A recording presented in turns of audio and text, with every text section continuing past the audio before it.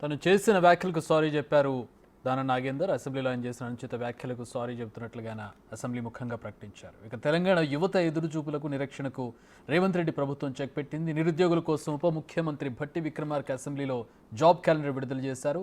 ప్రభుత్వ ఉద్యోగాలను ఎప్పుడు భర్తీ చేస్తారో చెప్పమని, ఎన్ని పోస్టులు అనేది నోటిఫికేషన్ టైంలో ప్రకటిస్తారని చెప్పారు ఆయన.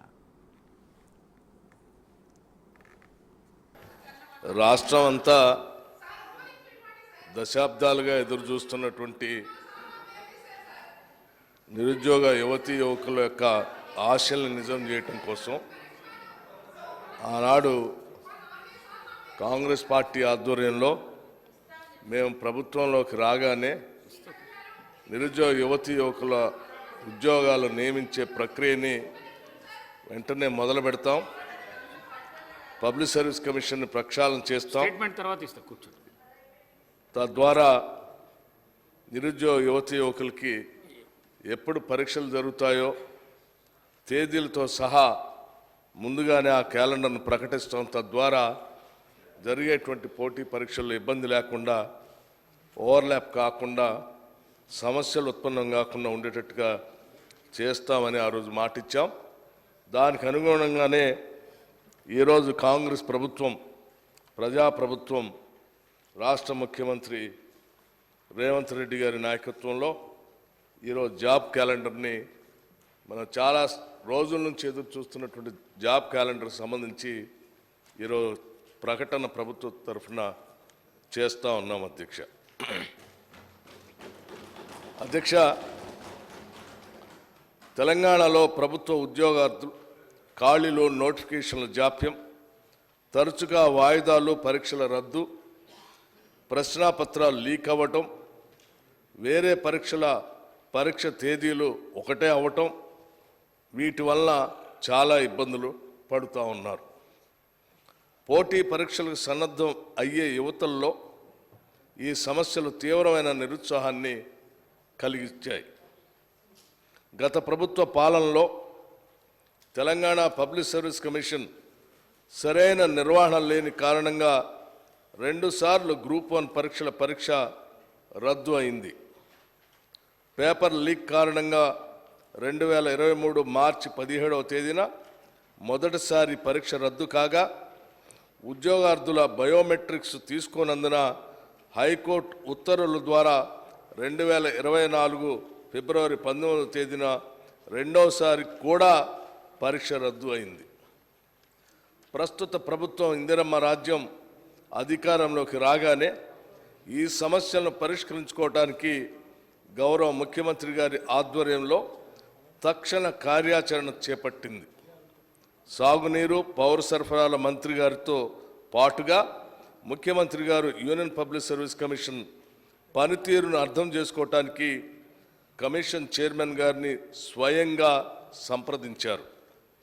నూతన చైర్పర్సన్, సీనియర్ సివిల్ సర్వెంట్స్ సభ్యులుగా నియమించడం ద్వారా తెలంగాణ పబ్లిక్ సర్వీస్ కమిషన్ని ప్రక్షాళన చేయటం జరిగింది.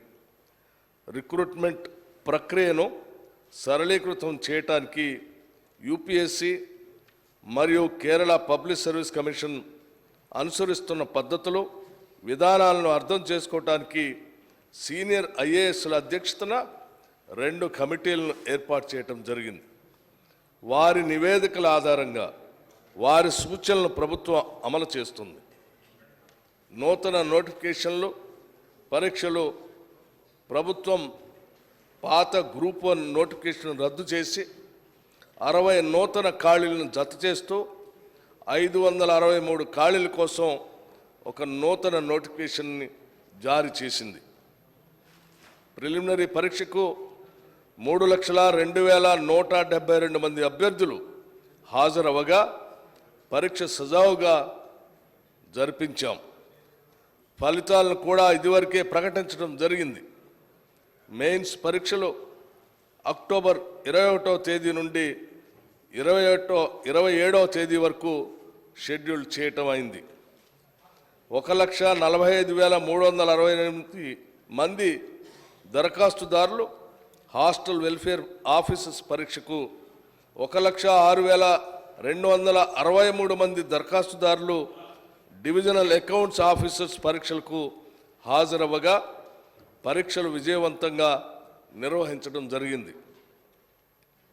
వివిధ రాష్ట్ర ప్రభుత్వ శాఖల్లో 32,410 మంది యువతకు నియామక ఉత్తర్వులను జారీ చేయటం కూడా జరిగింది.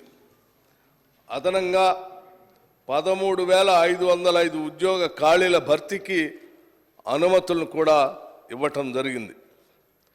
11,062 ఖాళీలతో టీచర్ రిక్రూట్మెంట్ కోసం డిఎస్సి పరీక్షను ప్రకటించడం అయింది.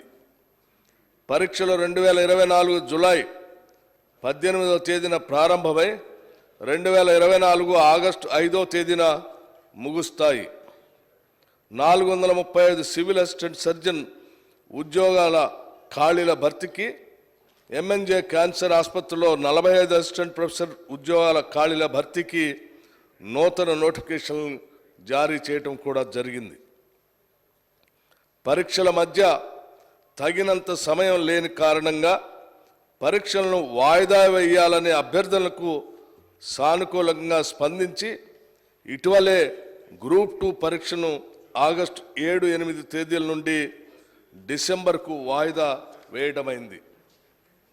రాష్ట్రంలో అనేక రిక్రూట్మెంట్ ఏజెన్సీలు ఉద్యోగ నియామకాలు నిర్వహిస్తున్నందున పరీక్షా తేదీల మధ్య కావలసిన సమయం లేకపోవటం వల్ల దరఖాస్తుదారులు తీవ్రమైనటువంటి ఒత్తిడికి గురవుతూ ఉన్నారు.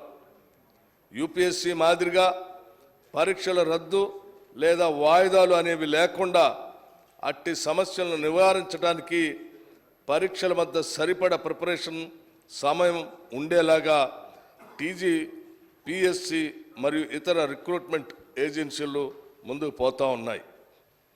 రాష్ట్ర ప్రభుత్వం ద్వారా వివిధ శాఖలలో నిర్వహించే డైరెక్ట్ రిక్రూట్మెంట్ కొరకు ప్రభుత్వం ఒక వార్షిక క్యాలెండర్ తయారు చేసి తేదీ 1/8/2024 నాడు జరిగిన మంత్రిమండలి సమావేశంలో చర్చించి ఆమోదించడమైనది. ఈ తెలంగాణ జాబ్ క్యాలెండర్ను గౌరవ సభ్యుల సమాచారం కొరకు తెలియజేయడమైనది. ఈ తెలంగాణ జాబ్ క్యాలెండర్ 2024-25 సంబంధించి గౌరవ సభ్యులందరికీ కూడా సర్క్యులేట్ చేయడం కూడా జరిగిందని ఈ సందర్భంగా మీ అందరికీ తెలియజేస్తా ఉన్నాను. అధ్యక్ష, సభలో ఉన్నటువంటి ప్రతిపక్ష నాయకులకు కానీ గౌరవ ఇతర సభ్యులకు కానీ నేను విజ్ఞప్తి చేసేది ఒకటే, ఈ జాబ్ క్యాలెండర్ మేము డేట్తో సహా మీ అందరికీ సర్క్యులేట్ చేశాము. జాబ్ క్యాలెండర్ని దయచేసి డేట్స్ దానికి సంబంధించినటువంటి ఉద్యోగాలకు సంబంధించి ప్రకటిస్తారు తప్ప సంఖ్యని జాబ్ క్యాలెండర్లో ఎప్పుడు ప్రకటించారు. సంఖ్యని నోటిఫికేషన్ ఇచ్చేటప్పుడు ప్రకటిస్తారు. దయచేసి సభ్యులు నేను అర్థం చేసుకోవాల్సిందిగా చెప్తూ